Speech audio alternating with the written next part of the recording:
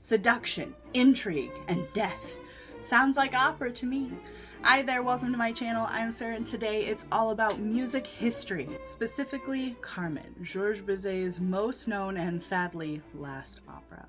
Bizet was born in Paris in 1838 and was considered a remarkable musical talent, being admitted into the Paris Conservatory at the age of 9. It's very prestigious, even to this day. His repertoire is not as large as other composers of the era, but Carmen is by far one of the most recognizable pieces of music to this day. Bizet wrote Carmen in 1874 and it premiered in Paris in 1875.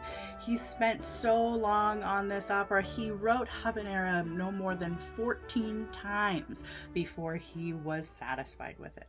The Tale of Carmen. The opera opens in Seville, Spain, in a square, where across from one another is a guardhouse and a cigarette factory. Michaela is coming to see the guard, Don Jose, with a letter from his mother. The guard in the square says that he's on the next shift and that she should wait, but she decides to leave and return later.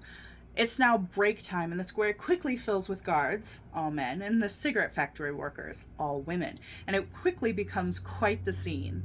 This is when we meet Carmen, the most independent and beautiful woman of the bunch. As she sings, she seduces Don Jose and throws him a flower, a signal that she has chosen him.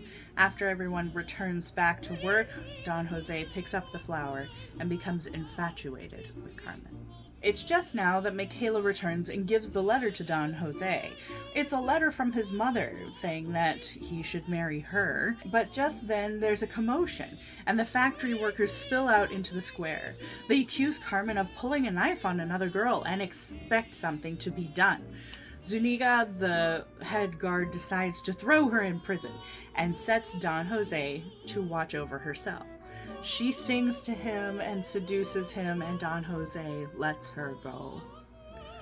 A couple months later, we find Carmen and her friends commiserating with Zuniga, who obviously has forgiven her for the knife incident. Another soldier, an Escamillo, a bullfighter, he is instantly attracted to Carmen. Carmen and her two friends are left alone with smugglers who say they need the girl's help in the mountains with something. Carmen says she cannot go because she's waiting for Don Jose and is expecting him. He comes in proclaiming his love for her and she dances for him.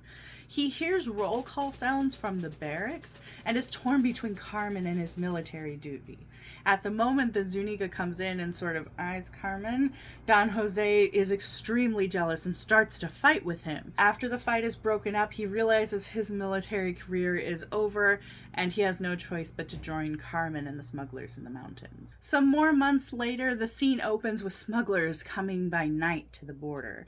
It's clear that Carmen is done with Don Jose. She has grown tired of him, but he is still fiercely in love with her and very unpredictable. Carmen and her friends pass the time by reading their fortunes off a pack of cards while they wait. One sees love, the other money, but Carmen only sees death. Michaela and Escamillo converge on the deserted encampment seeking Don Jose and Carmen. Michaela hides as Don Jose fights Escamillo. Carmen and the smugglers return and stop them, and Escamillo invites everyone to his bullfight. Michaela is discovered and tells Don Jose that his mother is dying and to return home with her. He agrees, but ominously tells Carmen that they will meet again. Outside of the bull ring, a crowd has gathered for Escamillo's bullfight. Carmen is coming to the bullfight on the arm of Escamillo, but as he enters the arena, she sees Don Jose, who looks worse for wear, and talks to him as Escamillo goes into the ring. He asks her to take him back, but she says she's with Escamillo and taunts him, saying that she will never take him back. Don Jose becomes enraged, pulls a knife, and kills her as the crowd in the arena sings for Escamillo's win against the bull.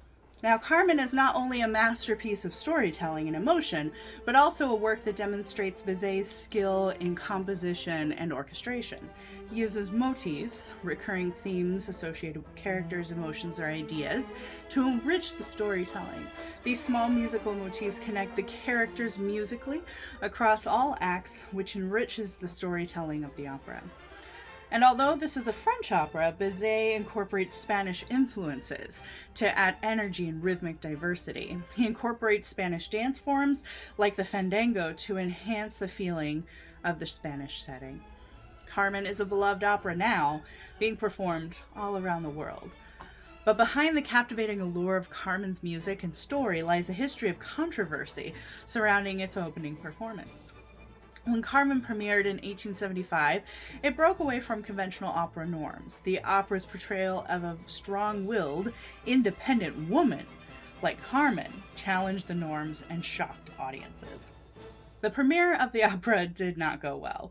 Although things started off with excitement, the audience and critics cooled as the opera went on.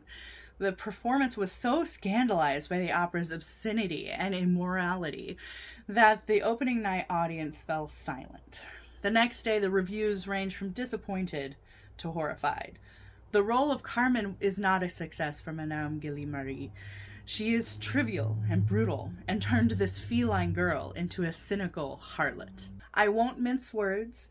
Your Carmen is a flop, a disaster. It will never play more than 20 times. The music goes on and on. It never stops. There's not even time to applaud. That's not music. It is sad to say that Bizet died a few short months later of a heart attack at the age of 36 and never got to see any success of his opera. Today, it is one of the most performed operas in the world and has some of the most recognizable melodies and music, with habanera and toreador being used in other pieces of media for decades. And there you have it, a short journey in the tale of Bizet's masterpiece, Carmen.